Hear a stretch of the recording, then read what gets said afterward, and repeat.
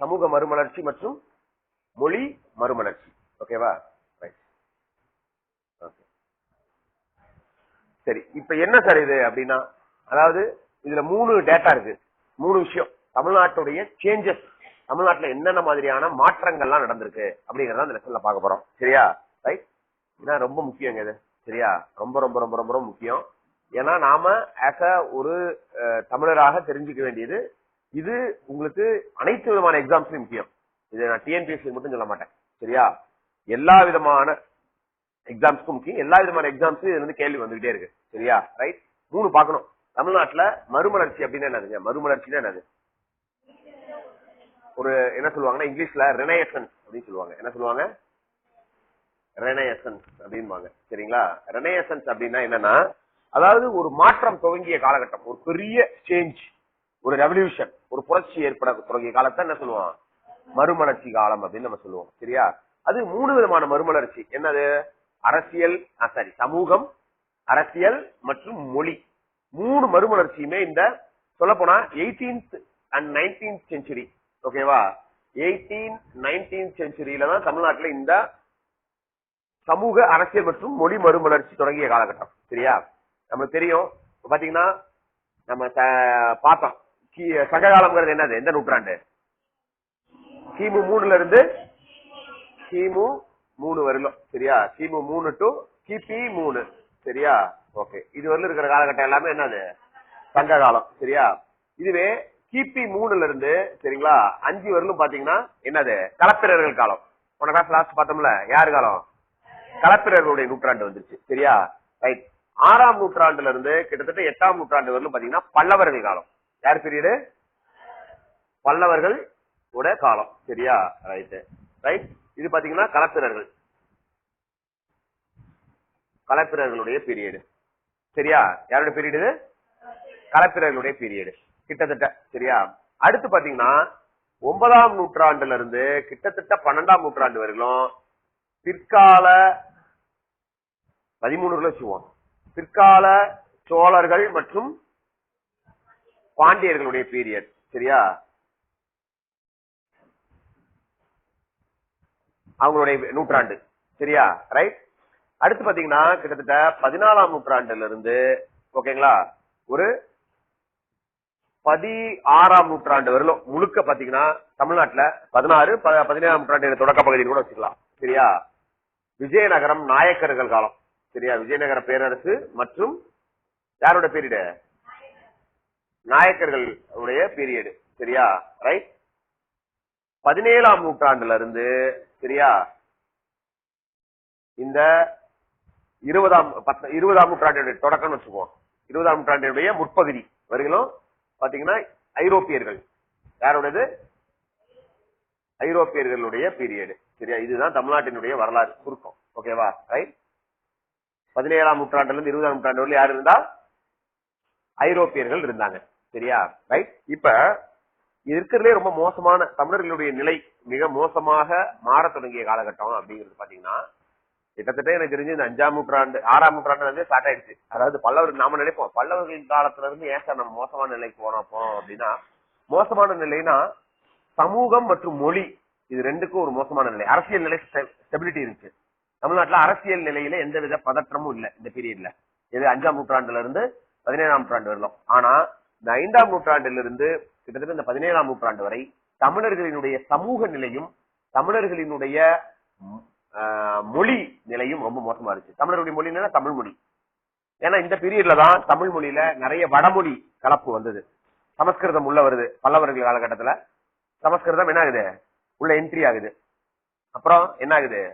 நிறைய மணிப்பிரவாள நடை தோன்றுகிறது. தமிழோட எது கலக்குது? தமிழோட சமஸ்கிருதம் கலந்ததுக்கு அப்புறம் என்ன நடை? அந்த தமிழுக்கு என்ன பேரு? ஆக்சுவலா நீங்க கேள்விப்பட்டிருப்பீங்க. என்ன பேரு? அது பேரு மணிப்பிரவாளம் அப்படின்னு கேள்விப்பட்டிருப்பீங்க. சரி, இந்த மணிப்பிரவாளம் அப்படிங்கிறது ஒரு மிக சாதாரணமாவே தமிழர்களுடைய வாழ்க்கையில கடந்த உள்வாங்கிடுது. சரியா? அதே மாதிரி பல்லவர்கள் காலத்துல பாத்தீங்கன்னா சமஸ்கிருதம் அவங்க ஆட்சி மொழியாவே இருக்கு. பல்லவர்களுடைய பெரும்பான்மையான கல்வெட்டுகள் என்ன மொழியில இருக்கு? சமஸ்கிருத கல்வெட்டுகளாகத்தான் இருக்குது. அவங்க ஆட்சி மொழி என்னது? பல்லவர்களுது சமஸ்கிருதம். நிறைய பேருக்கு தெரியாது பல்லவர்களோட ஆட்சி மொழி தமிழ் நினைச்சிட்டு இருக்கீங்க. பல்லவர்களோட ஆட்சி மொழி என்னது? சமஸ்கிருதம். எப்படி நார்த் இந்தியால புத்தர்களுடைய ஆட்சி மொழி சமஸ்கிருதமோ அதே போல தமிழ்நாட்டுல பல்லவர்களுடைய ஆட்சி மொழி என்னது, அவங்களுடைய அபிஷியல் லாங்குவேஜ் என்னது, சான்ஸ்கிரிட். அவங்க எங்க இருந்து வந்தவங்க, கிட்டத்தட்ட ஆந்திர பிரதேச வடக்கு பகுதியிலிருந்து தமிழ்நாட்டுக்கு ஆள வந்தவங்க யாரு, பல்லவ பேரரசர்கள். இருந்தாலும் தமிழர்களுக்காக நிறைய செஞ்சிருக்காங்க, நான் இல்லைன்னு மறுக்கல. சரியா? அப்ப அந்த காலத்துல அது மாதிரி தமிழ் மொழி அழிஞ்சிருச்சானா அப்பயும் கிடையாது, அழியலாம் இல்ல. தமிழ் மொழிக்கு சில முக்கியத்துவங்களும் கொடுத்தார்கள், அதை மறுப்பதற்கு இல்லை.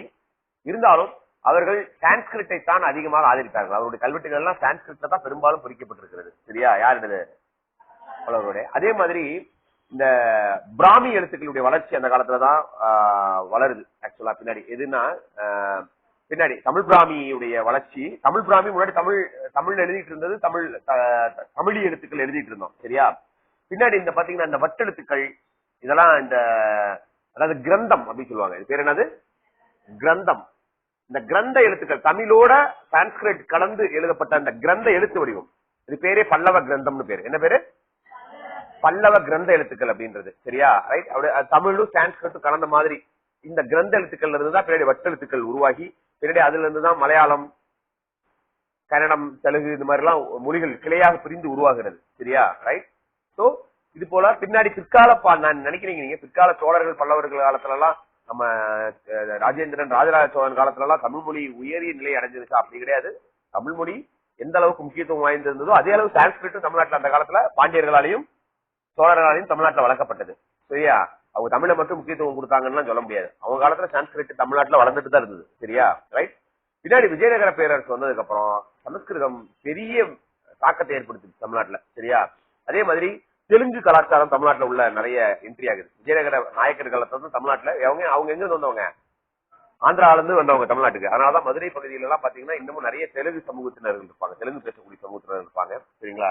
நம்ம நாயுடுன்னு சொல்றோம்ல, அந்த மாதிரி ரெட்டியார்கள் எல்லாம் இருப்பாங்க. அவங்க நாயக்கர் பிரிவுல இருந்து வந்தவங்க. தமிழ்நாட்டுல பாளையக்காரர்கள் சிஸ்டம் வரும்பொழுது தமிழ்நாட்டுல இந்த தெலுங்கு பேசக்கூடிய அந்த சிஸ்டம் உருவாகுது.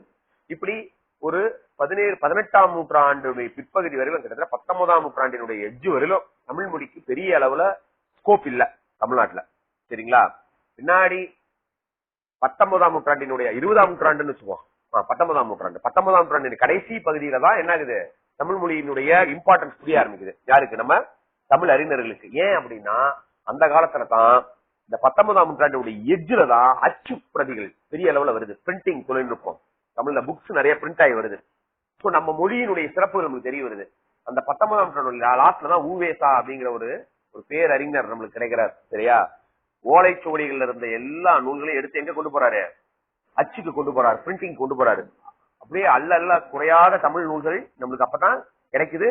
அப்பதான் தமிழ்நாட்டுக்காரங்களுக்கு தமிழ்ல இப்படி நூல்கள்லாம் இருக்குதுன்னே தெரிய வருது. எங்க படிக்கிறவங்களை தவிர்த்து, சென்னை பள்ளிக்கூடங்கள்ல ஓலைச்சுவடிகளை படிக்கிறவங்களை தவிர்த்து தமிழ்நாட்டுல இப்படி மிகச்சிறந்த தமிழ் நூல்கள் இருக்கிறது அப்படிங்கிற விவரமே எப்ப தெரிய வருது, இந்த டைம்ல தான் தெரிய வருது. ஏன்னா ஊவேசா நூல்களை அச்சுல கோர்த்து எடுத்ததுக்கு அப்புறம் தான் தெரிய வருது. சரியா?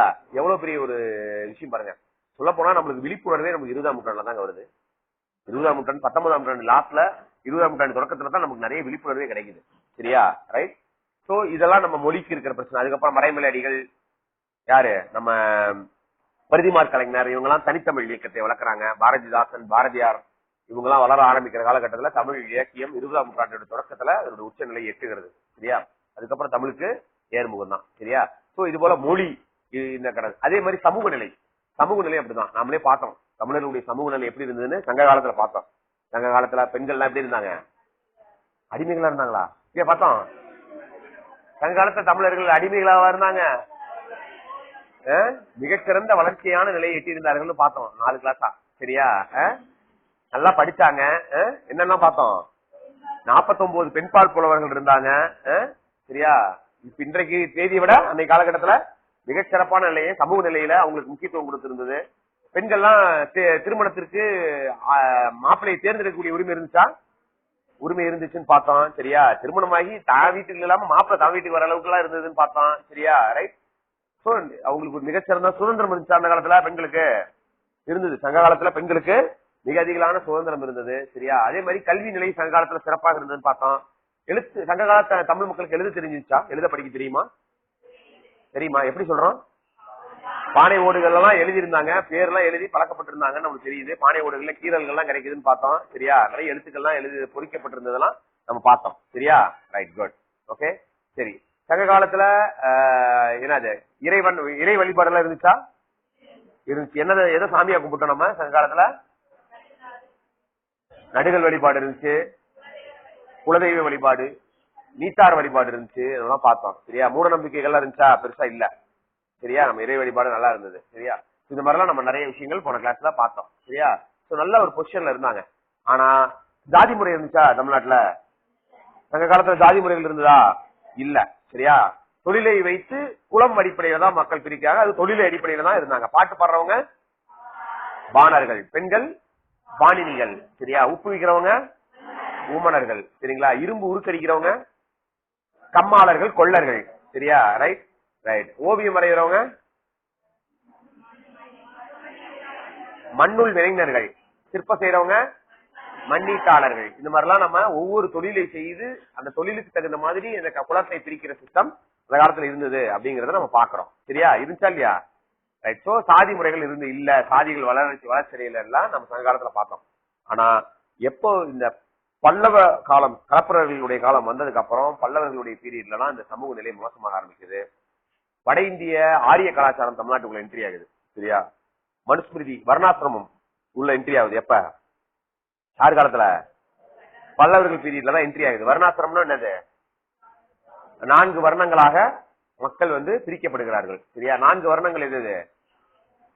அது வேதங்கள். ரிக், யஜு, சாம, அதர்வணங்கிறது என்னது? வேதங்கள். 4 வர்ணங்கள்ங்கிறது என்னது? பிராமணம், சத்திரியர்கள், வைசியர்கள், சூத்திரர்கள் அப்படின்னு 4 பிரிவினர்களாக மக்கள் என்ன பண்ணப்படுறாங்க? பிரிக்கப்படுறாங்க. சரிங்களா? நம்ம பார்த்தோம். சரியா? ரைட். சோ இந்த அந்த மெத்தடுக்கு பேர் தான் என்னது? வர்ணாசிரம கோட்பாடு அப்படின்னு பேரு. என்ன பேரு? வர்ணாசிரம தர்மம் அப்படின்னு பேரு. சரியா? வர்ணாசிரமம் அப்படின்ற மெத்தட். சரியா? சோ இந்த வர்ணாசிரம முறையெல்லாம் வளர்ச்சியடையுது.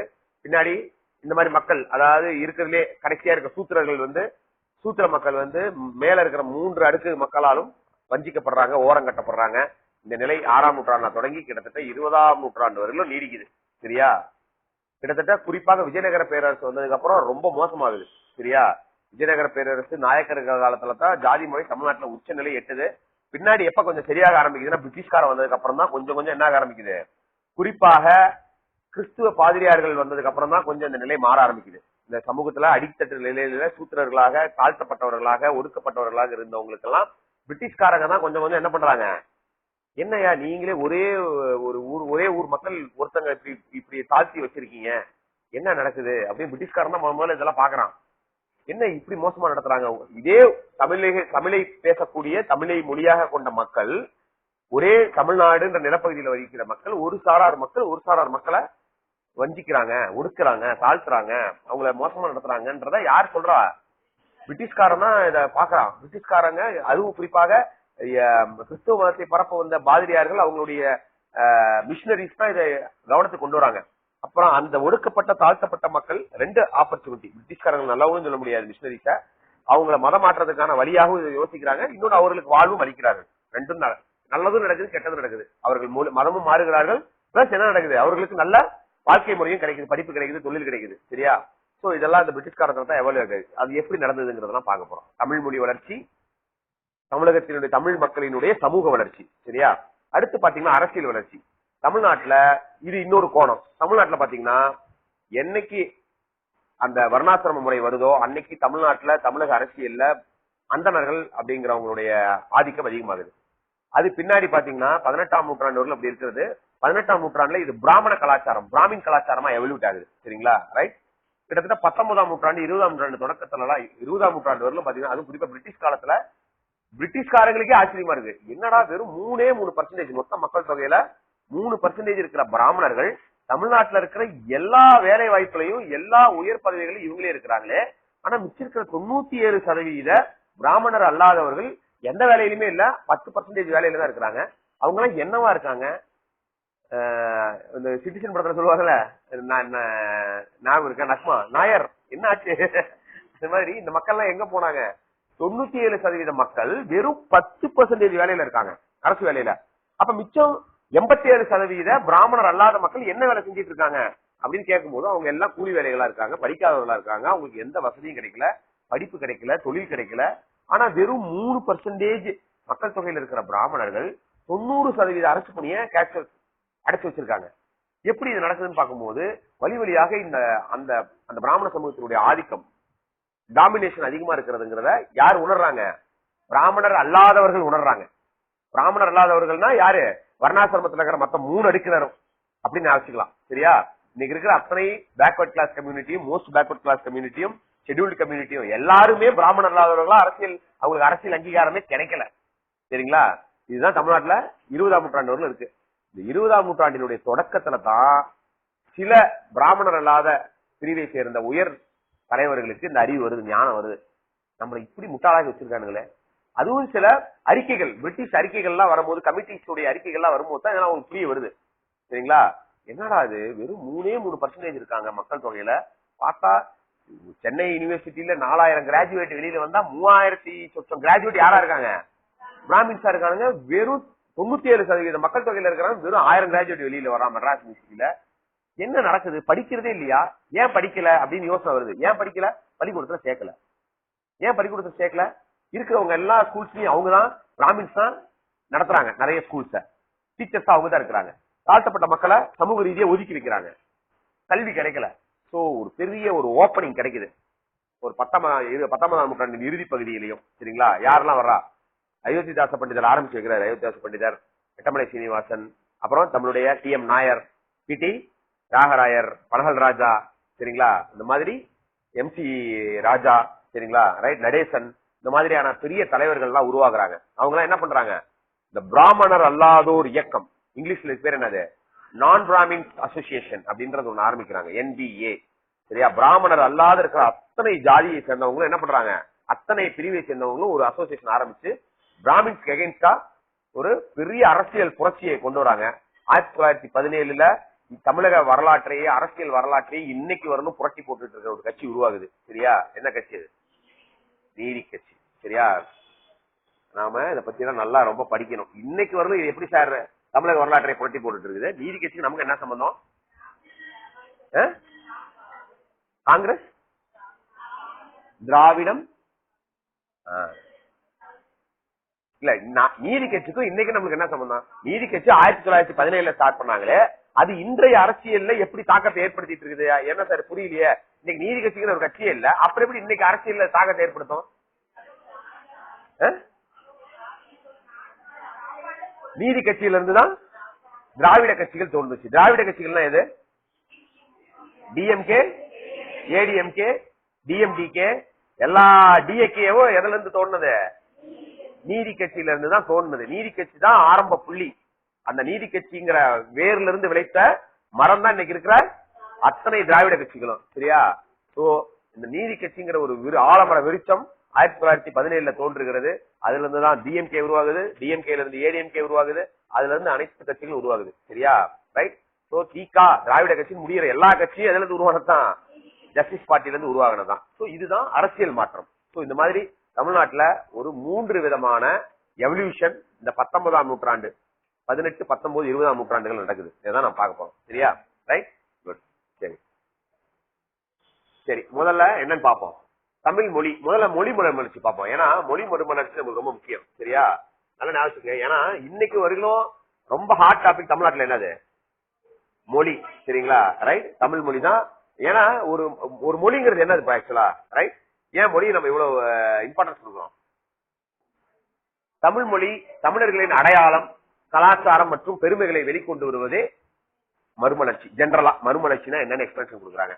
தமிழ் மொழி தமிழர்களினுடைய அடையாளம், தமிழர்களுடைய கலாச்சாரம் மற்றும் நமது பெருமைகள் எல்லாத்தையும் வெளியில கொண்டு வரணும். ஏன்னா ஒருத்தங்களுக்கு தான் மொழியை பத்தியோ தங்களுடைய வரலாறை பத்தியோ நம்மளுடைய பின்னணி பத்தியோ தெரியலன்னு வச்சுக்கோங்களேன், அவர்கள் இன்னொருவரால் ஆளப்படுவார்கள். இது ஒரு ஜெனரல் அரசியல் தத்துவம். சரியா? உங்களுடைய பெருமைகள் உங்களுக்கு தெரியலன்னா நீங்க என்ன பண்ணுவீங்கன்னா இன்னொரு பெருமையை தேடி போவீங்க, அதுக்கு மடைமாற்றம் ஆவீங்க. உங்களுக்கு உங்களுடைய கல்ச்சர் பிடிக்கலன்னு வச்சுக்கோங்களேன், உங்களுக்கு வேஷ்டியோட அருமை தெரியல, உங்களுக்கு வேஷ்டி பிடிக்கலன்னா நீங்க என்ன செய்வீங்க? ஜீன்ஸ் பேண்ட் போவீங்க. கரெக்டா இல்லையா? அதானே? ரைட். உங்களுக்கு உங்க லாங்குவேஜ் பிடிக்கலன்னா நீங்க என்ன ஆரம்பிச்சீங்கன்னா இன்னொரு லாங்குவேஜ் உங்களுக்கு பெரிய உங்களுடைய மொழியில இன்னொரு லாங்குவேஜ் உங்களுக்கு பெருசா தோண ஆரம்பிக்கும்.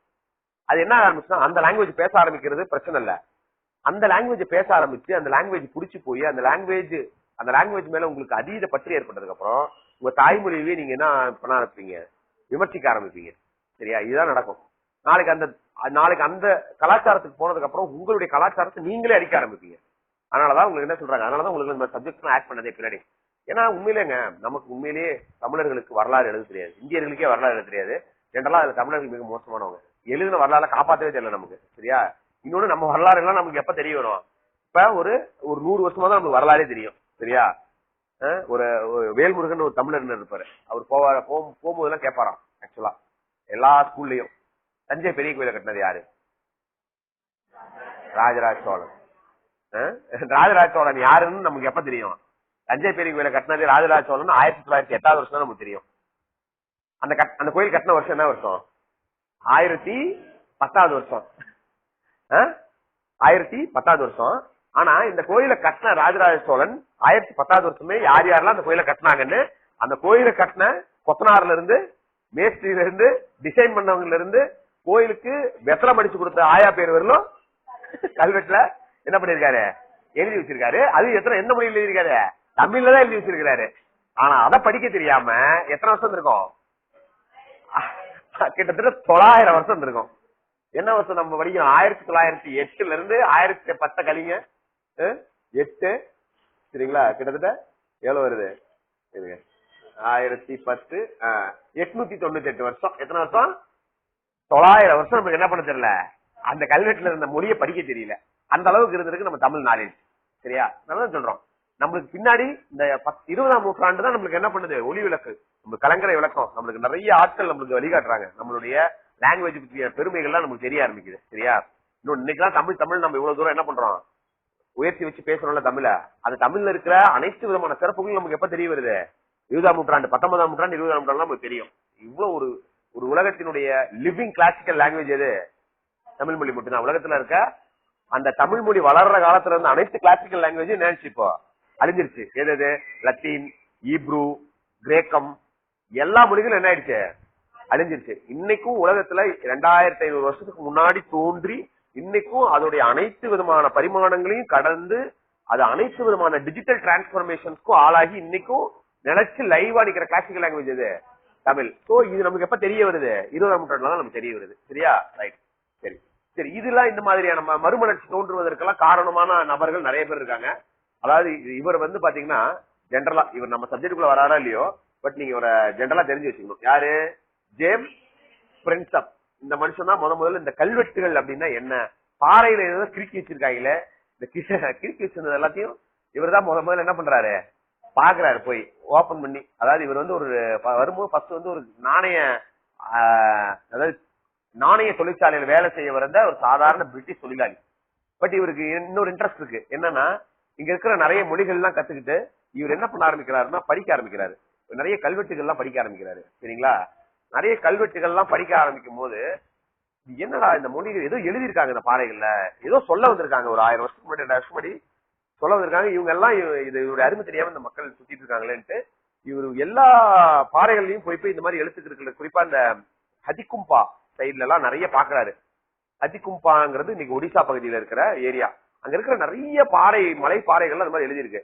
ஆனா ஒரு விஷயம் இவருக்கு புரியுது, இவர் என்னதான் படிச்சு பாக்குறாரு, ஆனா என்ன மொழின்னே இவருக்கு தெரியல. ஆக்சுவலா என்ன எழுதி வச்சிருக்கானுங்க நமக்கு தெரியலையே அப்படின்ட்டு. ஆனா என்ன ஒரு விஷயம்னா, நான் ஏற்கனவே கூட சொன்னதான், எல்லா பாறைகள் எழுதி முடிச்சதுலயும் கடைசி ஒரு 2 வார்த்தை மட்டும் ஒரே மாதிரி இருக்கு. அது மட்டும் தெரியுது, ஏதோ எழுதியிருக்காங்கன்னு தெரியுது. அந்த எழுதுனதுல எல்லாத்தையும் பார்க்கும்போது, கம்பேர் பண்ணி பார்க்கும்போது கடைசி 2 வார்த்தை மட்டும் ஒரே மாதிரி இருக்கு. சோ யோசிக்கிறாரு. ஒண்ணு பாத்தீங்கன்னா ஒரு யூ ஷேப்ல ஒரு எழுத்தும், இன்னொரு டீயை திருப்பி போட்ட மாதிரி ஒரு கொடை இருக்குல்ல, ஒரு கொடையை திருப்பி வச்ச மாதிரி ஒரு எழுத்து. 2 வார்த்தை மட்டும் எல்லாத்துலயும் காமனா இருக்கு. சோ இது என்னவா இருக்கும் அப்படின்னு ஆரம்பிக்கும் போது ஜென்ரலா அவருக்கு ஒரு புரிய வருது. அவர் படிக்கிற எல்லா விஷயங்களையும் இந்தியால எந்தவித ஒரு சாசனங்களை படிக்கும் போதும் பட்டயங்களை படிக்கும் போதும் என்னன்னா கடைசி 2 வார்த்தைகள் என்ன பண்ணுவாங்கன்னா, அதை தானம் செய்தவர்களோ நன்கொடை செய்தவர்களோ நன்றி கூறவோ அந்த கடைசி 2 பேர் எழுதுவாங்க. அதாவது இத உதாரணத்துக்கு ஒரு பொருள் அப்படி யாராவது ஒரு தானம் கொடுக்குறாங்கன்னா அந்த விவரங்கள், அது எதுக்காக நன்கொடை வழங்கப்பட்டதோ அந்த விவரத்தெல்லாம் எழுதி யார் நன்கொடை கொடுத்தாங்களோ அவங்களுடைய பேரை கடைசியில எழுதுவாங்க. சோ கடைசி 2 வார்த்தைங்கிறது பேர் அப்படின்னு தெரியுது. அந்த பேருன்றது ஒரு நன்கொடை கொடுத்தவரோட பேருன்னு மட்டும் தெரியுது. சோ இந்த ஒரு ரெண்டு வார்த்தையுடைய அர்த்தத்தை எல்லா மொழிகள்ல இருக்கிற அகர முதலிகள் கிளாசரிஸ் தேடி பார்க்கும்போது அந்த வார்த்தைகள்ங்கிறது தேவனாம், அதாவது பியாசி அப்படின்னு புரியுது. பியாசி என்னன்னு புரியுது? பியாசி. அப்ப இந்த பியாசி பியாசின்னு நம்ம வரலாற்றுல எழுதும் போது சில இடங்கள்ல தேவனாம் பியாசின்னு கிடைக்குது. அப்புறம் மொழியோட எல்லா வரலாற்று ஆவணங்களையும் தேடி பார்க்கும்போது இந்த தேவனாம் பியாசிங்கிற முழு பேரையும் தேடி பார்க்கறாரு, எங்கேயுமே கிடைக்கல. அப்புறம் தான் ஒரு தடவை இந்த சாஞ்சி ஸ்தூபியில ஒரு இது தேடும்போது, சாஞ்சிங்கிறது மத்திய பிரதேச பக்கத்துல இருக்கு சரியா, அந்த ஏரியாவில தேடும் பொழுதுதான் தேவனாம் பியாசிங்கிறது அசோகர் அப்படிங்கிறது தெரிய வருது. சோ அசோகருடைய கல்வெட்டுங்கிறதா முதலாக இந்தியாவில் ஒரு கல்வெட்டாக படித்தறியப்பட்டது. அதை படித்தறிய உதவியவர் யாரு? James Prinsep. இவருக்கு பின்னாடி சில அறிஞர்கள் இருக்காங்க. அவங்க யார் யாருன்னா சார்லஸ் ஆலன். நீங்க கேள்விப்பட்டிருக்கீங்களா? 6வது புக்ல கூட வந்திருக்கோம். சார்லஸ் ஆலன் சரிங்களா.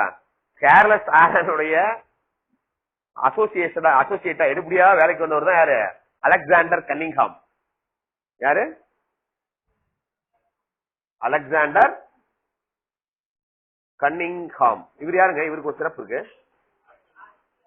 இந்தியாவில் ஆர்கியாலஜிக்கல் சர்வே ஆஃப் இந்தியாவை தொடங்கி வைத்தவர். ASI அப்படிங்கிற அமைப்பை 1861ஆம் ஆண்டு தொடங்கி வைத்தவர் சரியா.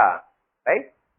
1861ஆம் ஆண்டு ஆர்கியாலஜிக்கல் சர்வே ஆஃப் இந்தியா என்னது? இந்திய தொல்லியல் துறை. எழுதிங்க. 1861இல் இந்திய தொல்லியல் துறையை தொடங்கி வைத்தவர் யாரு? Alexander Cunningham.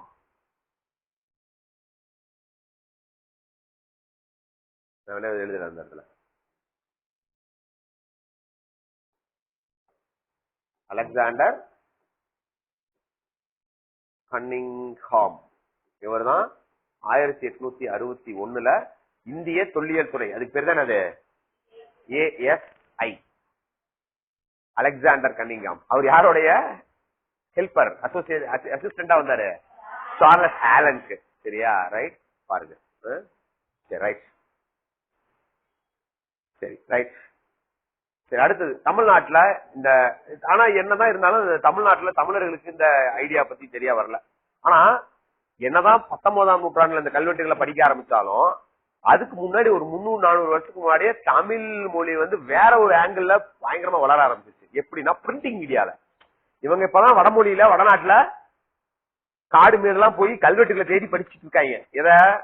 அசோகன் பிராமி, பிராகிருதம், சான்ஸ்கிரிட் எல்லாம் அப்பதான் வெளிச்சத்துக்கு வர ஆரம்பிக்குது. இப்ப 19th செஞ்சுரியில. ஆனா 15th 16th செஞ்சுரியிலே தமிழ் அரியணையில் ஏறிடுது ஒரு பக்கம் சரியா. எப்படின்னா பிரிண்டிங் உலகத்துக்கு போயிடுச்சு சரியா. தமிழுக்கு ஒரு பயங்கரமான ஒரு சிறப்பு இருக்கு. என்ன தெரியுங்களா? அதாவது ஆசியாலேயே முதல் அச்சில் ஏறிய மொழி இது தமிழ் தான். பிரிண்டிங் ஜானருக்குள்ள ஆசியால ஃபர்ஸ்ட் பிரிண்டிங்குள்ள முதலாக ஏறிய அச்சு மொழி எது? தமிழ் மொழி தான். முதல் வார்ப்புரு தமிழ் எழுத்து தான் முள்ள அச்சில இருந்துச்சு. நான் உங்க புக்ல ஒரு தவறான ஒரு டேட்டா கொடுத்திருக்காங்க. ஆக்சுவலா உங்களுக்கு புக்ல என்ன கொடுத்திருக்காங்கன்னா முதலாக தமிழில் அச்சிடப்பட்ட நூல் அப்படின்றது தம்பிரான் வணக்கம் கொடுக்குறாங்க. ஆக்சுவலா தம்பிரான் வணக்கம் கிடையாது, காட்டில்லா. தமிழ்ல முதலாக அச்சில் ஏறிய நூல் காட்டில்லா சரியா. நான் உங்களுக்கு சொல்றேன் பின்னாடி சரியா. ரைட். பாருங்க இங்க கொடுத்திருப்பாங்க. இதுக்கு முன்னாடி ஆக்சுவலா ஒரு நூல் அச்சில் ஏறிடுச்சு சரியா. பட் அது முழு தமிழ் நூல்னு சொல்ல முடியாது, அதனால நம்ம புக்ல அப்படி கொடுக்கல சரியா. ஆனா அது அந்த நூல் என்னன்னா ஒரு தமிழ் போர்ச்சுகீஸ் மொழி நூல். அது தமிழ் போர்ச்சுகீஸ் நூல் சரியா. சரி நம்ம முதல்ல இங்க வருவோம். சரி இது எப்படி சார் முதல்ல இந்த அச்சு எப்படி சார் வளர்ந்தது அப்படின்னா ஃபர்ஸ்ட் இந்த அச்சு தொழில்நுட்பம் அப்படிங்கறத முதல்ல கண்டுபிடிச்சது யாரு? ஆக்சுவலா போர்ச்சுகீசியர்கள் கண்டுபிடிக்கல அச்சு தொழில்நுட்பத்தை. சாரி, முதலாக அச்சு தொழில்நுட்பத்தை கண்டுபிடிச்சது யாரு? ஜெர்மனியர் சரியா. ஜெர்மனிய இந்த குட்டன்பர்க். யாரு? ஜெர்மனியை சேர்ந்த குட்டன்பர்க் தான் முதல்ல பிரிண்டிங் மீடியாவை கண்டுபிடிக்கிறார் சரியா. இவர் ஒரு ஜெர்மானியர். யாரு? குட்டன்பர்க் அப்படிங்கிற ஜெர்மானியர் தான் முதல்ல என்ன பண்றாரு? பிரிண்டிங் டிவைஸ் கண்டுபிடிக்கிறார் சரியா. அவர் மட்டும் கண்டுபிடிக்கலன்னா நம்மளால அவ்வளவுதான். என்ன பண்ணணும்? கடைசி வரலும் செப்பு தகடுகளையும் பாறையில உட்காந்து கீழே தான் நோட்ஸ் எடுத்துட்டு வந்துருக்கணும் சரியா. கரெக்டா. நம்ம புக் வந்ததுக்கு அப்புறம் தான் இப்ப நம்ம டிஜிட்டல் தொழில்நுட்பத்துக்கு வந்திருக்கோம். ஸ்கிரீன்ல படிக்கிறோம், போன்ல படிக்கிறோம். முதல்ல புக் அப்படிங்கிற அதாவது பிரிண்டிங் அப்படிங்கிற நுட்பத்தை கண்டுபிடிச்சு பேப்பர்ல படிக்கிற சிஸ்டத்துக்கு கொண்டு வர்றாரு. இல்லைன்னா 3 வழி தான் நமக்கு. என்னது? சோழர்கள் பயன்படுத்தின 3 வழிமுறைகள் தான். ஒண்ணு பாறையில படிக்கணும், இல்லாட்டி செப்பு பட்டயத்துல படிக்கணும், இல்லாட்டி ஓலைச்சுவடியில படிக்கணும். எடுத்து திருப்பிட்டு இருக்கணும். எல்லாம் உடஞ்சி பாதியா உடஞ்சி தொங்கிட்டு இருக்கணும். இப்படி ஒரு நிலைமைக்கு வந்திருப்போம் சரியா. ரைட். சரி இந்தியாவில தமிழ்ல இந்தியாவில பொதுவா ஜென்ரலா பிரிண்டிங் தொழில்நுட்பம் வளர்ச்சிங்கிறது நார்த் இந்தியாவில பிரிண்டிங் தொழில்நுட்பமே வளரலங்க. நார்த் இந்தியன் லாங்குவேஜஸ்ல குறிப்பா சான்ஸ்கிரிட்ல எல்லாம் பெரிய பிரிண்டிங் தொழில்நுட்பம் வளரல. சரியா? சவுத் இந்தியன் லாங்குவேஜஸ்ல தான் முதல்ல பிரிண்டிங் தொழில்நுட்பம் வளர ஆரம்பிச்சது. ஏன்னு கேட்டீங்கன்னா சவுத் இந்தியாவில தான் ஐரோப்பியர்கள் வந்து எல்லாம் வந்து எங்க செட்டில் ஆனாங்க, எல்லாம் எங்க வந்து செட்டில் ஆனாங்க, ஒட்டு மொத்தமா சவுத் இந்தியாவில வந்து செட்டில் ஆனாங்க. சரிங்களா? நார்த் இந்தியா பக்கம் பிரிட்டிஷ் முன்னாடி தான் போனாங்க, பிரிட்டிஷ் வந்ததுக்கு அப்புறம் தான் போனாங்க. நார்த் இந்தியா நீங்க பிரிட்டிஷ் ஐரோப்பியர்கள் நான் பேசிட்டு இருக்கேன். சரியா? முதல்ல எல்லா ஐரோப்பியர்களும் எங்க செட்டில் ஆனாங்க, பிரிட்டிஷ் வரதுக்கு முன்னாடியே நிறைய வந்துட்டாங்க. யார் வந்துட்டா? போர்ச்சுகீஸ் வந்துட்டாங்க, டச் வந்துட்டாங்க. சரிங்களா? டச் டேனிஷ் எல்லாம் வந்துட்டாங்க. சரிங்களா? ரைட், புரியுதா? லாஸ்டா வந்தவங்க யாரு? பிரிட்டிஷும் பிரெஞ்சும் லாஸ்டா தான் வந்தாங்க. அதுக்கு முன்னாடியே ஒரு 2-3 நூற்றாண்டு யார் வந்துட்டாங்க? போர்ச்சுகீசியர்கள், டச்சுக்காரர்கள், டேனியர்கள் எல்லாம் எங்க வந்துட்டாங்க? இந்தியாவுக்கு வந்தாங்க. இந்தியாவுக்கு வந்தாங்கன்னா குறிப்பா எங்க வந்துட்டாங்க? சவுத் இந்தியா, குறிப்பா தமிழ்நாடு அண்ட் கேரளா பகுதிக்கு வந்துட்டாங்க. ஏன் நார்த் இந்தியாவுக்கு போயிருக்கலாம்ல? ஏன்? ஏன்னா கடல் எங்க இருக்கு? சவுத் இந்தியாவில தான் கடல் இருக்குது. நார்த் இந்தியால கடல் இருக்கா? இந்த போனா தார் பாலைவனம் தான் இருக்குது.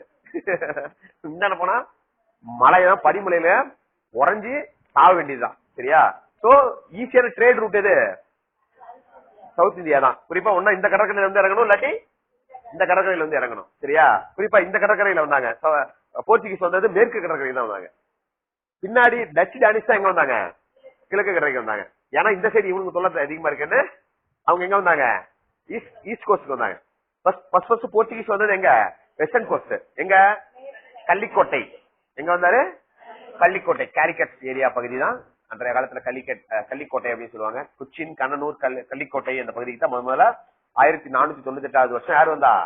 வாஸ்கோ ட காமா 15ஆம் நூற்றாண்டுலயே வந்துட்டாரு. எத்தனாம் நூற்றாண்டு? 15th century. சொல்ல போனா அக்பர் பிறக்கவே இல்லை. பாபருடைய சொல்ல போனா பாபரே வரல. சரியா? ரைட், பாபரே வரல. டெல்லி சுல்தானுடைய காலம் நடந்துட்டு இருக்குது அப்ப. சரியா? அக்பர் எப்ப பிறக்கிறாரு? 1542. சரியா? அக்பர் பிறந்த வருஷம் 1542 அமர்கோட்ல பிறக்கிறாரு. சரியா? ரைட். சோ ஏன்னா முன்னாடி பாத்தீங்கன்னா பானிபட் போர், ஃபர்ஸ்ட் பானிபட் போர் என்ன வருஷம் நடக்குது? 1526 தான் பாபர் முதல்ல பானிபட் போரே நடத்துறாரு. சரியா? சோ முகலாயர்களே வரல. ஆனா அதுக்கு முன்னாடி யார் வந்துட்டா? வாஸ்கோ ட காமா வந்துட்டாரு, போர்ச்சுகீஸ் வந்துட்டாங்க. சரியா? ரைட். சோ சவுத் இந்தியா அப்பில இருந்தே இந்த இந்த மொழி மாற்றங்களை எதிர்கொள்ள ஆரம்பிச்சிருச்சு, சமூக மாற்றங்களை எதிர்கொள்ள ஆரம்பிச்சிருச்சு இங்க நார்த் இந்தியா அலாட் ஆகிறதுக்கு முன்னாடியே. சரியா? ரைட். சரி, இப்ப நம்ம விஷயத்துக்கு வருவோம்.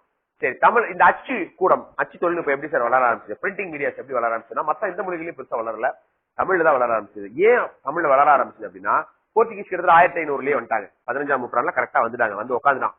எல்லா பக்கமும் சர்ச்சஸ்.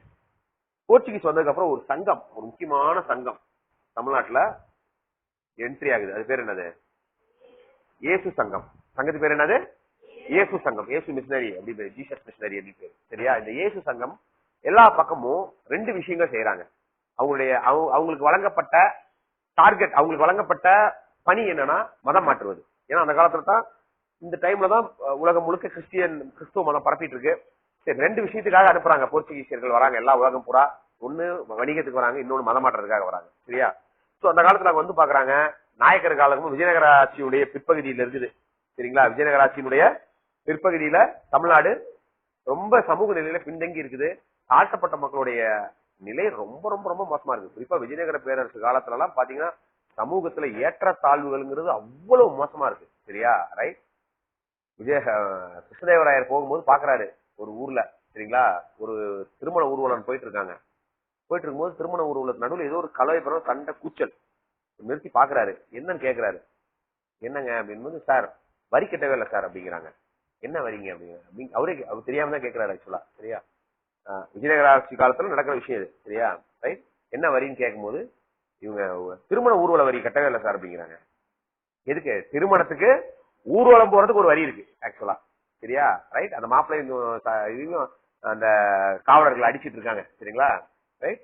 அவரு இப்படி எல்லாம் ஒரு வரி இங்க வசூலிக்கப்பட்டிருக்கிறதுலாம் அப்பதான் தெரிகிறாரு. எல்லாத்துக்கும் வரீங்க. நீங்க பணம் ஏறினா வரி, பதநீர் வரி ஒரு வரி இருக்கு, பணங்கள் இறக்குனா ஒரு வரி. சரிங்களா? ரைட். வீடு கட்டினா வரி, தொழில் செஞ்சா வரி, எல்லாத்துக்கும் வரி. சரிங்களா? ரைட். மரம் ஏறுபவர்களுக்கு வரி, தச்சர்களுக்கு தனி வரி, எல்லா சடங்குகளுக்கும் வரி. சரியா? ரைட்.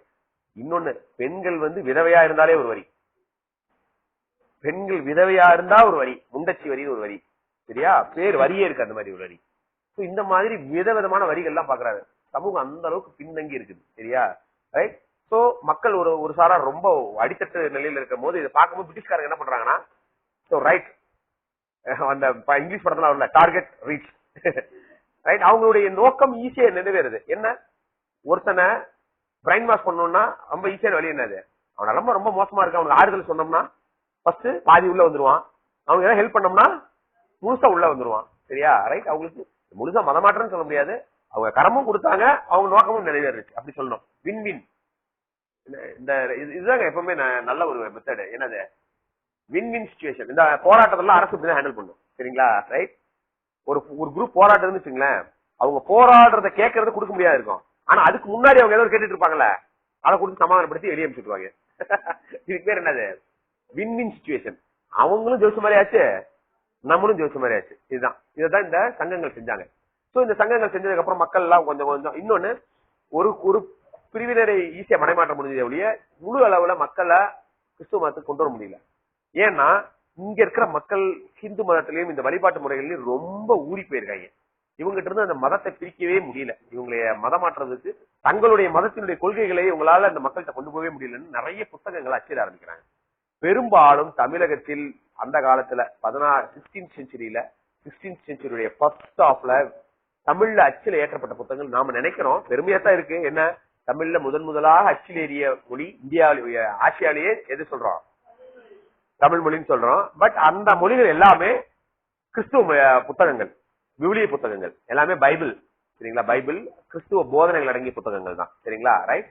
சோ இந்த மாதிரியான சிஸ்டம் வர ஆரம்பிக்குது, சரிங்களா? ரைட். சோ முதலாக 1554 வருஷம் கார்டில்லா அப்படிங்கிற புத்தகம் முதலாக, கார்டில்லா நீங்க போட்டு பாத்தீங்கன்னா கூட வரும், கார்டில்லா டி அமோங் அப்படின்னு வரும், சரிங்களா? லிஸ்மான் கேள்விப்பட்டிருக்கீங்களா?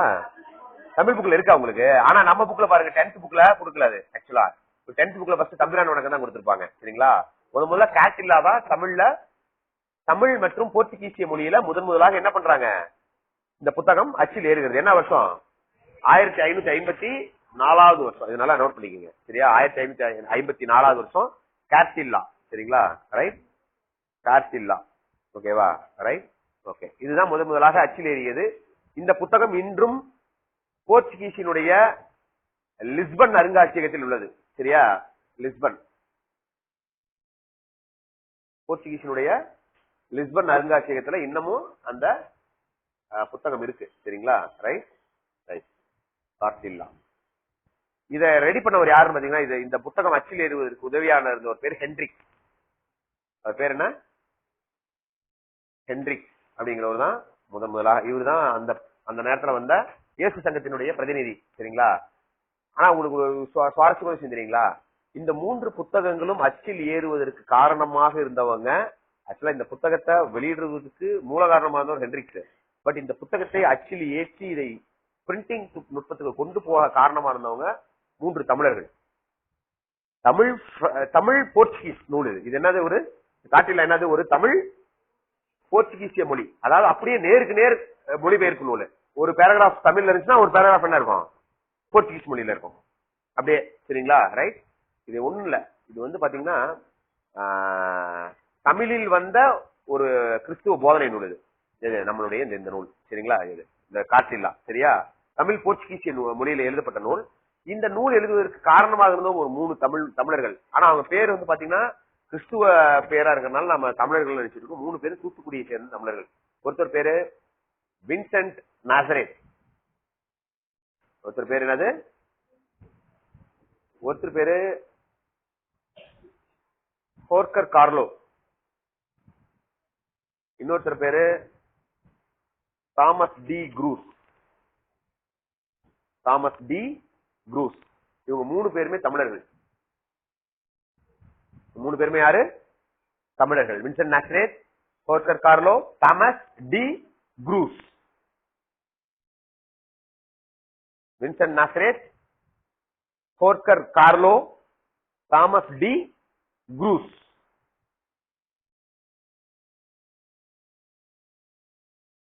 ஓகேவா?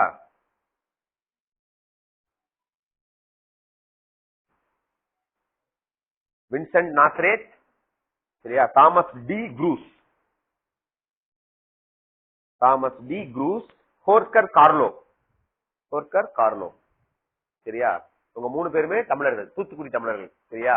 சோ தமிழில் வெளிவந்த தமிழில் அச்சில் வெளிவந்த முதல் நூல் கார்டில்லா, சரிங்களா? அது ஆனா முழு தமிழ் நூல் கிடையாது, தமிழ் போர்ச்சுகீசிய நூல், சரியா? தமிழ் போர்ச்சுகீசிய நூல், சரியா? ரைட், சரி, ஓகே. அடுத்து முழுமையாக தமிழில் முதலாக அச்சிடப்பட்ட நூல் என்னது? 1578 வந்த தம்பிரான் வணக்கம், சரியா? இதுதான் முழுமையாக தமிழ்ல முதலாக அச்சில் வெளிவந்த நூல், சரியா?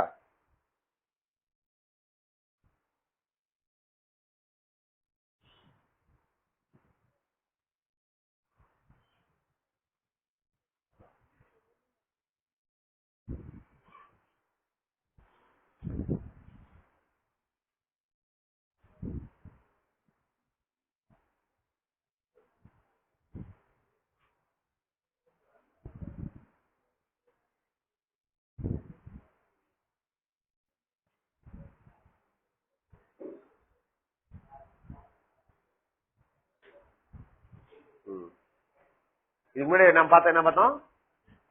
கார்டில்லா, ஓகேவா? கார்டில்லா, கார்டில்லா டி லுங் எமுலோ அப்படின்னு வரும் உங்களுக்கு அந்த புக் ஆக்சுவலா, சரிங்களா? Right, okay. அதாவது தமிழ் என்னன்னா, இந்த கார்டில்லானா என்னன்னா, மலபார் தமிழில் வந்த தமிழ் போர்ச்சுகீச மொழியில் வந்த திருமறை செப்பேடு அப்படின்னு பேரு. கார்டில்லானா என்ன மீனிங்? திருமறை செப்பேடு அப்படின்னு பேரு தமிழ்ல. என்ன பேரு? திருமறை செப்பேடு, சரியா? Right, okay. தம்பிரான் வணக்கம் அப்படின்னா எழுதிக்கீங்க. தம்பிரான் வணக்கம்னா என்ன மீனிங்னா, மலபார் தமிழில் வெளிவந்த, மலபார் தமிழில் கிறிஸ்துவ போதனை, மலபார் தமிழில் கிறிஸ்துவ போதனை,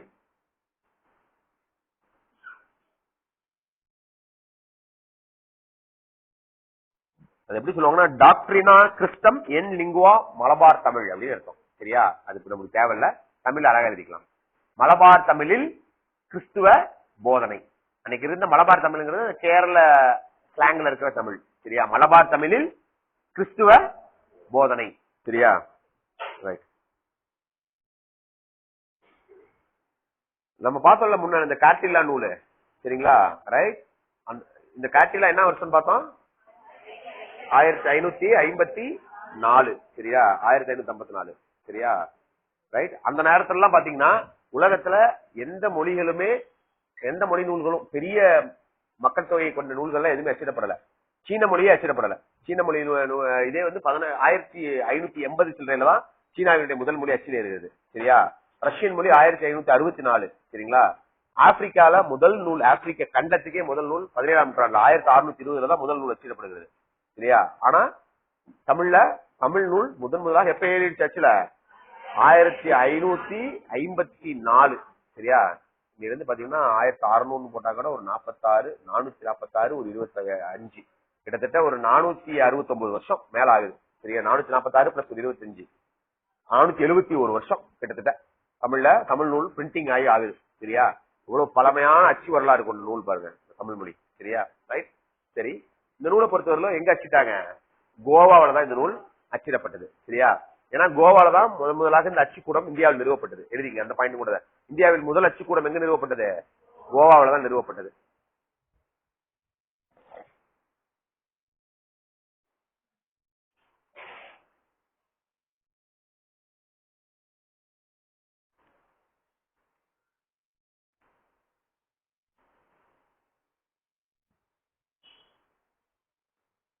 இதை அச்சிடுவதற்கும் ரொம்ப ஹெல்ப்ஃபுல்லா இருந்தவர் ஹென்ரிக் தான், சரியா? இந்த நூலை அச்சிடுவதற்கும் ரொம்ப ஹெல்ப்ஃபுல்லா இருந்தவர் யாரு? ஹென்ரிக்.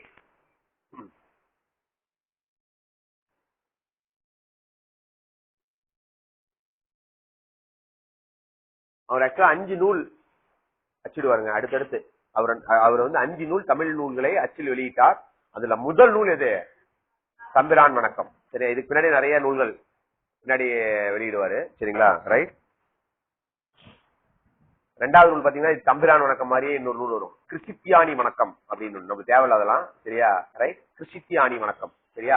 அதுவும் ஒரு கிறிஸ்துவ போதனை நூல் தான். சரியா? ரைட். அதுக்கப்புறம் பாத்தீங்கன்னா கன்ஃபெசரா அப்படின்னு ஒரு நூலு. சரிங்களா? காட்டிகம் அப்படின்னு ஒரு நூலு. இதெல்லாம் எல்லாமே தமிழ்ல, தமிழ் போர்ச்சுகீஸ் மொழியில 5 நூலும் அடுத்தடுத்து 1577, 78, 79, 80 இப்படி 5 நூல்களும் அடுத்தடுத்து அச்சில் ஏறினுச்சு. சரியா? சும்மா தெரிஞ்சுக்கங்க எவ்வளவு முக்கியமான வேலையை நம்ம ஹென்ரிக்ஸ் செஞ்சிருக்காரு அப்படின்னு. சரியா? ரைட். சரி, ஹென்ரிக்ஸ் போனதுக்கு அப்புறம் பாத்தீங்கன்னா இந்த புக்ல உங்களுக்கு இன்னொன்னு டேட்டா உங்களுக்கு இடையில ஒண்ணு கொடுக்கல. இன்னொரு ஆனா இந்த பாயிண்ட் நான் வச்சுங்க, ஐரோப்பிய மற்றும் ஆசியாவில் முதலில் அச்சில் வெளியிடப்பட்ட முதல் புத்தகம் எது? தம்பிரான் வணக்கம். சரியா? தம்பிரான் வணக்கம் முழுமையாக தமிழ் வெளியிடப்பட்ட நூல் தம்பிரான் வணக்கம். சரியா? ரைட். இடையில அதுக்கப்புறம் எழுதிக்கங்க. சீகன் பால் எழுதுறதுக்கு முன்னாடி நீங்க இன்னொருத்தர் எழுதிக்கணும். சரிங்களா? ரைட். எழுதிக்கங்க. 1677 இந்த இடத்துல நீங்க எழுதிக்கணும். சரியா? 1677 ராபர்ட் டி நொபிலி என்பவருடைய ஒரு புத்தகம் அச்சில் ஏறுது. அந்த புத்தகத்துக்கு பேர் என்னன்னா ஞானோபதேசம். என்ன புத்தகத்துக்கு பேரு? ஞானோபதேசம் அப்படிங்கிற புத்தகம். சரிங்களா? ஞானோபதேசம்.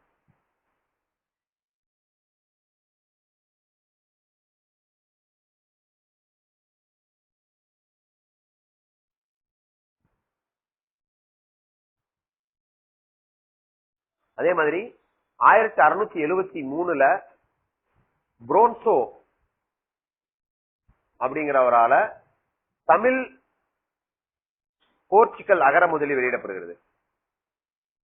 தமிழ் போர்ச்சுகல் அகர முதலி. அகர முதலி என்னதுங்க? கிளாசரி, இங்கிலீஷ் கிளாசரி, டிக்ஷனரி. சரியா? ரைட். 1679 புரோன்சோ என்பவரால் முதல் தமிழ் போர்ச்சுகல் அகர முதலி வெளியிடப்படுகிறது. சரியா? 1679 தமிழ் போர்ச்சுகல் அகர முதலி.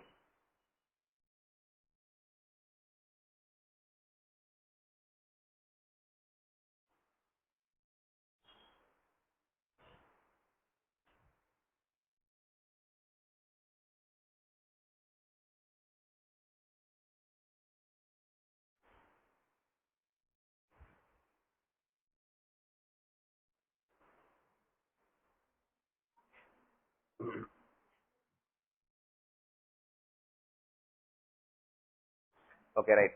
அதுக்கப்புறம் இடையில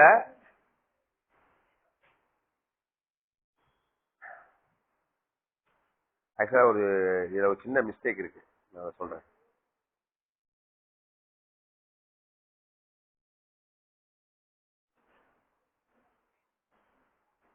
இது ரைட், இது கரெக்ட் தான். அடுத்து இந்த அச்சுக்கு தமிழ்ல மொழிகள் புக்ஸ் வந்து பிரிண்ட் ஆகிறது இடையில நின்று போச்சு. சரிங்களா? இடையில முழுமையாக நிறுத்தப்பட்டு விட்டது. ஒரு 50 வருஷம். சரியா? தமிழ்ல இருந்து புக்ஸ் வச்சதுல இயேசு சங்கத்துக்காரங்க இயேசு கிறிஸ்துவ மதத்தை பரப்பதுல இன்ட்ரெஸ்ட் காட்ட ஆரம்பிச்சிட்டாங்க. இன்னொன்னு அந்த காலத்துல பிரிட்டிஷ்கார, அந்த காலத்துல போர்ச்சுகீஸ்க்கு ரொம்ப பேக்வர்ட். போர்ச்சுகீசியர்கள் பிரிட்டிஷ் மற்ற ஐரோப்பியர்களால தோற்கடிக்கப்பட்டு இருந்த காலம். போர்ச்சுகீசியர்கள் அரசியல் சூழ்நிலையே ரொம்ப ஸ்திரத்தன்மை இல்லாம, ஸ்டெபிலிட்டி இல்லாம இருக்காங்க. சரியா? ரைட். அதனால பெருசா அச்சு மொழியில கான்சென்ட்ரேட் பண்ண முடியல. சரியா? ரைட். தென் இந்த பீரியட்ல ராபர்ட் டி நொபிலி இடையில வந்து அச்சிட்டதுக்கு அப்புறம் ஒரு 30-40 வருஷம் யாருமே பெருசா அதை கான்சென்ட்ரேட் பண்ணல. சரியா? பின்னாடி பாத்தீங்கன்னா ஒரு ஸ்டீகன் பால்கு அப்படிங்கிற ஒரு ஆள் வராரு. சரியா? ரைட். ஸ்டீகன் பால்கு அப்படிங்கிற ஒரு போர்ச்சுகீசியர். சரிங்களா? 1709 ஆண்டு தரங்கம்பாடியில முதலாக ஒரு அச்சுக்கூடத்தை நிறுவுகிறார். இது ரொம்ப முக்கியமான ஃபேக்ட். சரியா?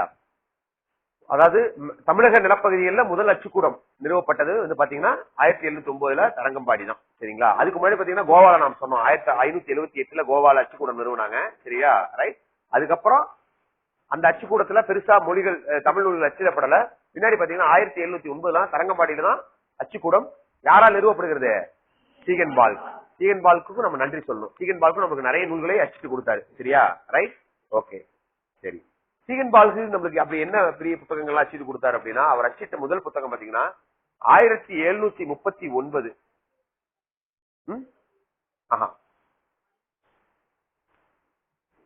அது இது ரொம்ப முன்னாடிங்க. 10 பாட்டு நூல்லாம் பின்னாடிதான் ஊவேசா தான் வச்சிருக்காரு. கொடுந்தமிழ் அப்படின்னு ஒரு நூல், வீரமாமுனிவருடைய நூல். இந்த புத்தகம் 2 தடவை வச்சுல வரும் ஆக்சுவலா. வீரமாமுனிவருடைய கொடுந்தமிழ் அப்படின்ற ஒரு புக் 1739 வருஷம். சரியா? பின்னாடி எல்லிஸ் வந்ததுக்கு அப்புறம் மறுபடியும் இந்த புக் ஒரு தடவை அச்சுல ஏறும். சரிங்களா? அவர் 1813 ஒரு தடவை மறுபடியும் இந்த நூலை பிரிண்ட் பண்ணுவாரு. சரியா? ரைட். நம்மளுக்கு இது படிக்கும் போதெல்லாம் ரொம்ப சாதாரண விஷயமா இருக்கும் அச்சுல ஏறதுங்கிறது. யோசிச்சு பாருங்க, நீங்க ஸ்கூல் படிக்கும் போது உங்க அப்பா வந்து ஸ்கூல் புக்கை பிரிண்ட் போட்டு தரதே உங்களுக்கு பெரிய சந்தோஷமா இருக்கும்.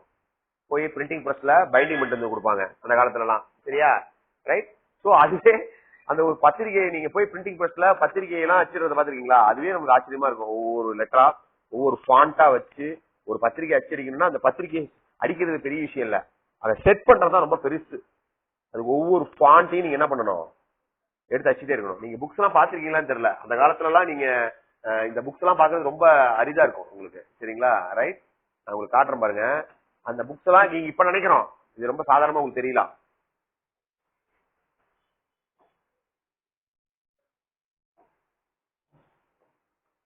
நீங்க புக்ஸ் எல்லாம் பாத்திருக்கீங்களான்னு தெரியல எனக்கு. உங்க ஸ்கூல் புக்ல ஒண்ணு கொடுத்துருப்பாங்கன்னு நினைக்கிறேன்.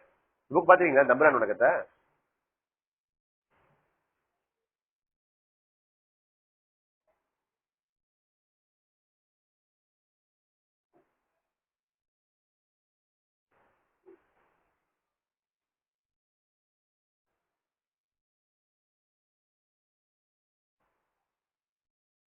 இதுதான் காட்டிடலாம். பாத்தீங்களா? அந்த கிறிஸ்டியன் இதெல்லாம் தெரியும். சரியா? ரைட். தமிழ் காட்சி இடையிடையே இருக்கு பாருங்க வார்த்தைகள், ஒவ்வொரு விளக்கமா இருக்கும். சரிங்களா? இது வந்து முன்னுரை, புரியாமல். சரிங்களா? தமிழ்லே தெரியல, இது தமிழ்ல இல்லப்பா, பேக் சைட்ல தான் இருக்கும் தமிழ். சரியா? இது முகப்புரை, லிஸ்பன் அருங்காட்சியகத்துல. இது பின்னாடி இதோடைய எப்படி இருக்குன்னா ஒரு பேராகிராஃப் இருக்குன்னா பின்னாடி ஒரு தமிழ்ல இருக்கும். சரிங்களா? ரைட். முதலாக அச்சிடப்பட்ட இந்த கேட்டில்லா இதுதான். சரியா? இந்த அருங்காட்சியகத்துல இருக்குது. சரியா? தம்பிரான் வணக்கம் பாத்திருக்கீங்களா? தம்பிரான் வணக்கம் வேணா தமிழ்லயே இருக்கும். அது ஏன்னா அதை முழுக்க முழுக்க தமிழ்ல அச்சிடப்பட்ட ஒரு நூலு. சரிங்களா? டாக்டரின் கிறிஸ்டினம் லிங்குவல் மலவார் தமிழ்னு பார்த்தோம்ல. ரைட். இதுதான் பாருங்க, தமிழ்ல இருக்கு பாருங்க. கீழே ஏதோ எழுதியிருக்காங்க, காம பணிய சிசுகு வகையில் ஏதோ இருக்கு, பாதிரியா தமிழில் அப்படின்னு இருக்கு. சரியா? இதுதான் என்னது சரிதா? 2 பேரும் உட்காந்துருக்காங்க கிறிஸ்துவ பாதிரியார்கள். சரியா? இதுதான் 1578 வந்த முதல் நூல். பாருங்க இங்க இருக்கு, தம்பிரான் வணக்கம். உங்களுக்கு தெரியுதா தெரியல, எனக்கு தெரியுதுங்க. சரியா? சாரி, இங்க தெரியல. இந்த இடத்துல இருக்கு பாருங்க, தாயிம்பி ரான் வணக்கம். சரியா? தம்பிரான் வணக்கம். சரியா? இந்த புக்கு தான் அது. ரைட். இது ஒவ்வொரு வார்த்தையும் கோச்சு பாருங்க. இதெல்லாம் இயேசு சங்கத்தால் வெளியிடப்பட்ட நூல். சரியா? அடையாளங்கள் எல்லாமே இருக்கும். சரியா? அந்த காலத்துல இதெல்லாம் ஒரு பெரிய கிறிஸ்துவ மிஷனரிஸ் பயன்படுத்தின இது. நம்மளுக்கு இன்னைக்குதான் சிம்பிளா தெரியும். இதோடைய ஃபாண்ட்ஸ் எல்லாம் ஒவ்வொரு இடத்துல உட்கார வச்சு சரியா செய்யறதுங்கிறது ரொம்ப அபூர்வமான விஷயம் அந்த காலத்துல. சரியா? ரைட். ஒரு பிரிண்ட்டுக்கு இன்னொரு புக் ஏதோ இருக்கு, எனக்கு தெரியல.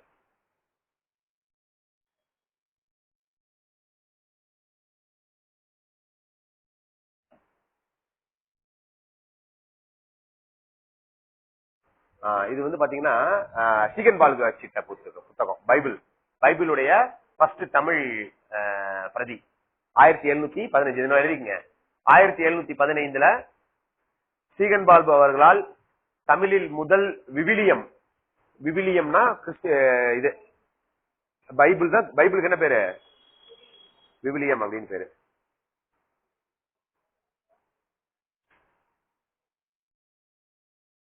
ஆயிரத்தி 1715 முதலாக விவிலியம், அதாவது பைபிளுடைய தமிழ் வெர்ஷன், பைபிளுடைய முதல் தமிழாக்கம் வெளியிடப்பட்டது 1715. சரியா? Right.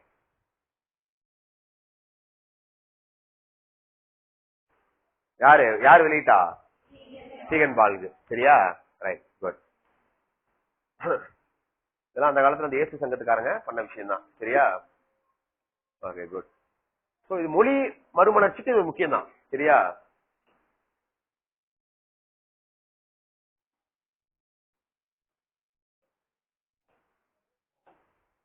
Okay, right.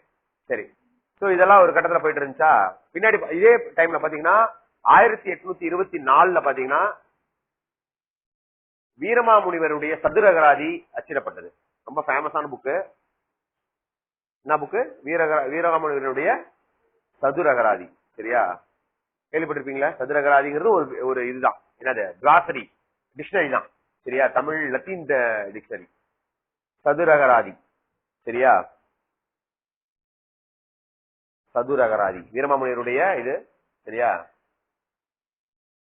Tamil dictionary இது. சரியா? 1824. இது 1824 அச்சுல வந்ததுக்கு காரணம் வந்து சாரி 1824 தான். சரியா போச்சு. ஓகே. இது பின்னாடி அச்சுட்டு கொண்டு வந்தது பாத்தீங்கன்னா FW எல்லிஸ். அது பின்னாடி தனியா சொல்றேன். ரைட்? சரி. இதுக்கு இடையில பாத்தீங்கன்னா இந்த அச்சு தொழில்நுட்பத்துல நிறைய மாற்றங்கள் ஏற்படுது. சரியா? ரைட்? யாரு கொண்டு வராங்கன்னா அந்த மாற்றத்தை? FW Ellis. FW எல்லிஸ் எழுதிங்க. FW எல்லிஸ் என்பவர், இல்ல எல்லிஸ் பார்க்கும்போது பாத்திரலாமா? இல்ல எழுதி இங்கே கூட எழுதிங்க. FW எல்லிஸ் என்பவர் 1813 மெட்ராஸில் முதல் அச்சுக்கூடத்தை நிறுவினார். 1813 மெட்ராஸில் முதல் அச்சுக்கூடத்தை நிறுவினார். 1813 மெட்ராஸில் முதல் அச்சுக்கூடத்தை நிறுவினார்.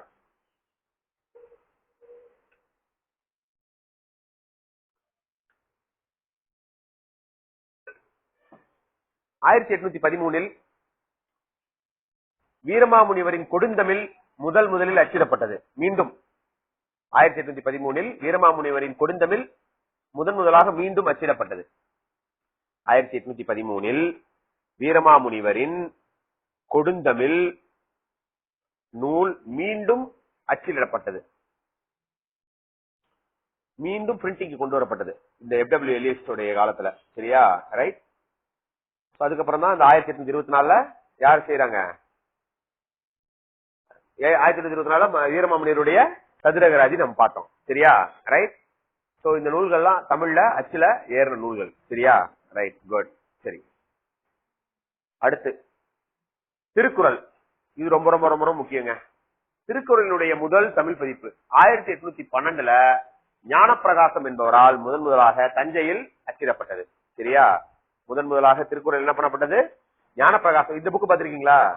இது பாத்திருப்பீங்க. புக்லயே, தமிழ் புக்லயே வந்திருக்கும். பாக்ஸ்ல கொடுத்திருப்பாங்க இந்த புக்குடைய ஃபர்ஸ்ட் அந்த பிரிண்டிங் பேஜ். சரியா? தஞ்சை ஞானப்பிரகாசம் என்பவரால் அச்சிடப்பட்டதுன்னு இருக்கும். சரியா? ரைட்? இந்த புக்கு இது ஆனா சென்னையில இருக்கிற அச்சகத்துல அச்சிடப்பட்டது இல்ல.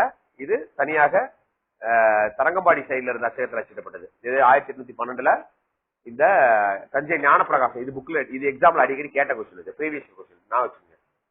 இது ரொம்ப ரொம்ப முக்கியம். அந்த தம்பிரான் வணக்கமும் இதுவும் ரொம்ப ரொம்ப முக்கியங்க. காட்டில்லா தம்பிரான் வணக்கம் இது மூணு ரொம்ப முக்கியம் எக்ஸாம் பாயிண்ட் ஆஃப் வியூல.